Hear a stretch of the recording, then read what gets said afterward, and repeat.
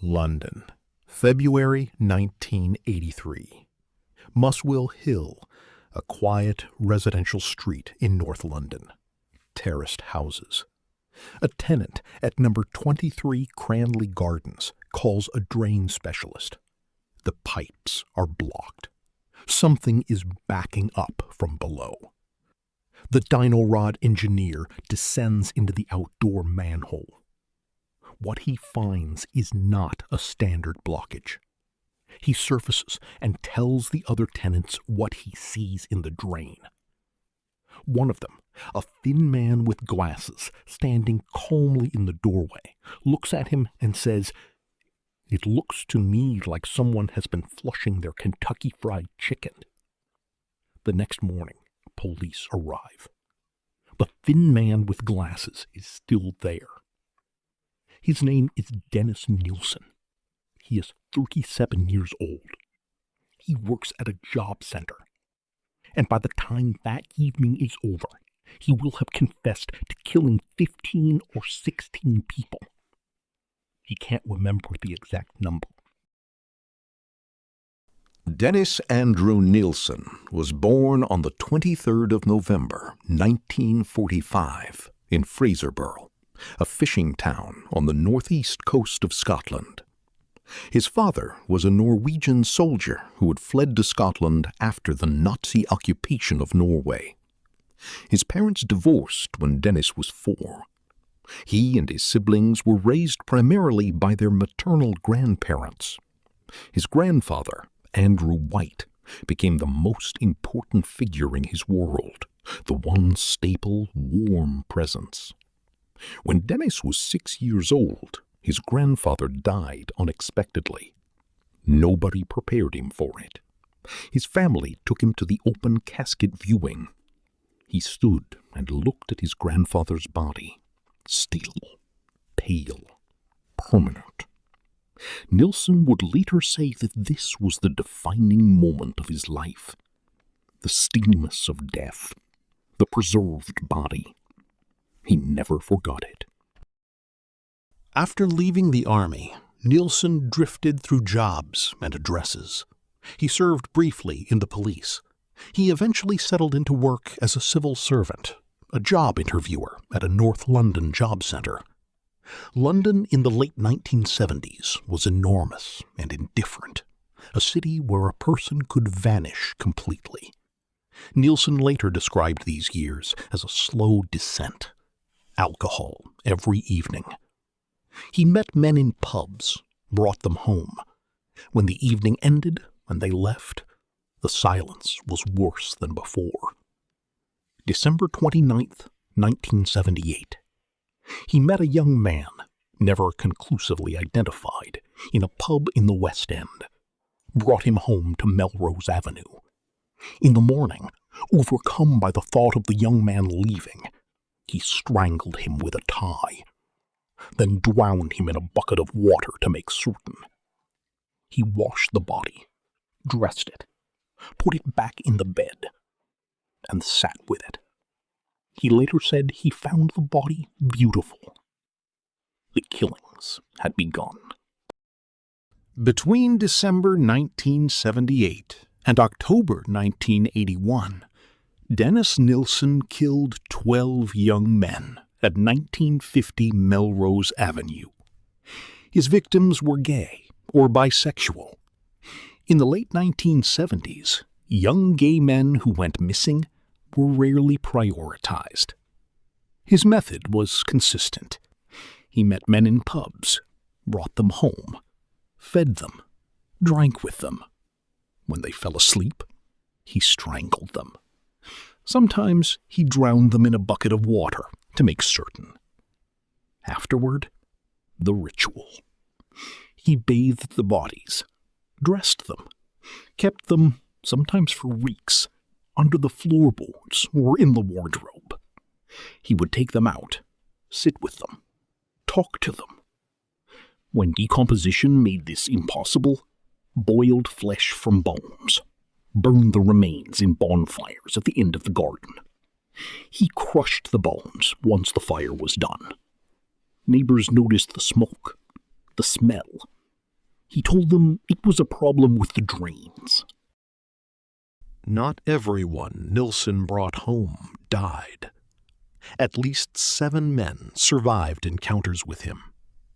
In October 1979, Andrew Ho, a student from Hong Kong.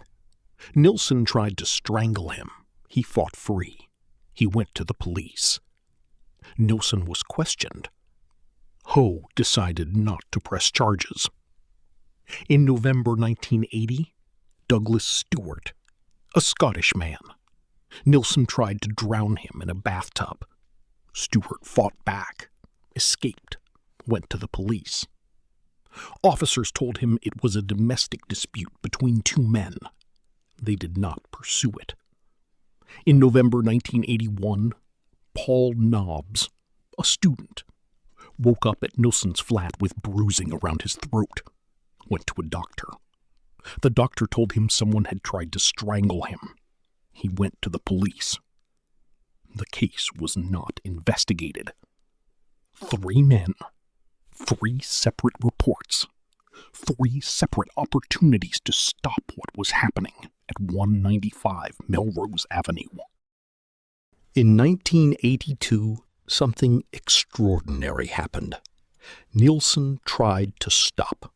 He moved, deliberately. He chose a top-floor flat at 23 Cranley Gardens, a converted house with no garden, no convenient floorboards, no outdoor space. He later said he chose it specifically because he thought the architecture might save him from himself. It didn't. 3 more men died at Cranley Gardens between 1982 and February 1983. Without a garden, disposal became an engineering problem. He boiled the heads, hands, and feet in a large cooking pot on the kitchen stove. He dissected the bodies into pieces small enough to flush down the toilet. 5 other tenants lived in the building.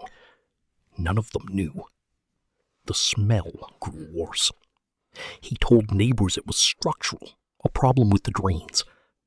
And then one day, it literally became a problem with the drains. February 9th, 1983. A plumber descends into the manhole at Cranley Gardens. He surfaces. He tells the tenants what he found. That evening, Nilsen tries to remove what remains from the drain. A downstairs neighbor sees him in the dark. The next morning, Detective Chief Inspector J arrives at the door. He enters the flat. The smell hits him immediately. He asks Nilsen what the smell is. Nilsen says there is something in a wardrobe. Jay opens the wardrobe. There is a bin bag inside. Inside the bag, human remains. Jay arrests Nilsen. In the car, Jay asks the question he feels he has to ask. Are we talking about 1 body or 2? Nilsen looks at him and says, 15 or 16. I lose count. Nilsen talked from that moment forward. Calm, detailed, helpful. He later said he had no tears for his victims. He had no tears for himself either. The trial of Dennis Nilsen opened at the Old Bailey on the 24th of October, 1983. He was charged with 6 counts of murder and 2 counts of attempted murder, a fraction of the full number. 3 survivors, Paul Nobbs, Douglas Stewart, and Carl Stotter, gave testimony. Each described being strangled. Each described waking up in Nilsen's flat with injuries they couldn't initially explain. Each had already reported it. Each had been ignored. The defense argued diminished responsibility. On the 4th of November, 1983, guilty on all 6 counts of murder, guilty on both attempted murder charges. Sentenced to life imprisonment. Later changed to a whole life tariff. He would never be released. He showed no emotion at the verdict. At least 12 confirmed dead, possibly 15 or 16. Several victims were never identified. Bones were found in the gardens of Melrose Avenue for years after his conviction, fragments ground too small to fully analyze. Dennis Nilsen spent his remaining years in prison writing. Thousands of pages of autobiography, reflection, analysis of his own crimes. He seemed to find himself fascinating. He died on the 12th of May 2018 at HMP Full Sutton. He was 72 years old, a pulmonary embolism. He expressed no remorse, not once, not in 35 years of imprisonment.